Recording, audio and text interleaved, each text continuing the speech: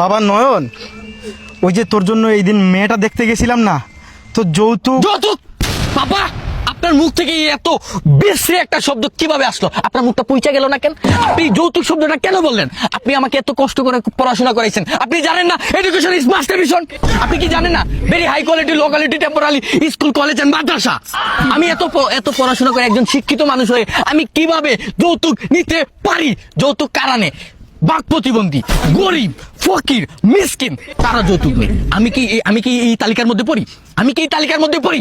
আপনি এই কাজটা কিভাবে করতে পারলেন? যৌতুক, যৌতুক, আপনি যৌতুক।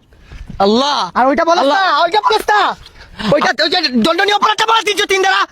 যৌতুক যারা দে যারা নে দুইজনই দণ্ডনীয় অপরাধ করছে 364 ধারায়। আপনি আপনার আপনার আপনি মইরা গেলেন না কেন? মইরা গেলেন না কেন এই যৌতুক শব্দটা নেওয়ার আগে? হ্যাঁ, আপনি কি কুলাঙ্গার সন্তান পয়দা করছেন যে যৌতুক নিয়ে বিয়ে করবে? আমি এরকম মানুষ না। আমি দরকার হলে আন্দোলন করব। এখনো আপনি পুরান সমাজের মানুষ, আপনি আদিম যুগের মানুষ। আপনাদের যুগে যৌতুক নিয়ে বিয়ে করছেন।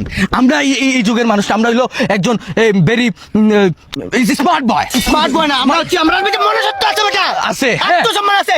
একটা মেয়েকে 17-18 বছর পালে একটা বাবা, ওই বাসার থেকে আবার যৌতুক কিভাবে আনে? I hate this papa, I bed side, education is master mission. আমি বড় ভাই যৌতুক ছাড়া বিয়ে করবো, আমার ছোট ভাইও যৌতুক ছাড়া বিয়ে আই ডোন্ট লাইক দিস যৌতুক। যৌতুক আরে বাবা, ওরা তোর চেহারা দেখা পছন্দ করে নাই। মায়া কইছে যদি তোরে বিয়া করতে হয় তাহলে ওগর আমার উল্টা যৌতুক দিতে হইব। আরেকটা কন্ডিশন দিছে, মায়া বলছে তোর ছোট ভাইরে নাকি পছন্দ করছে, এই তোর জন্য কোনো যৌতুক লাগবে না, ফ্রিতে বিয়া করবো। Education is master mission.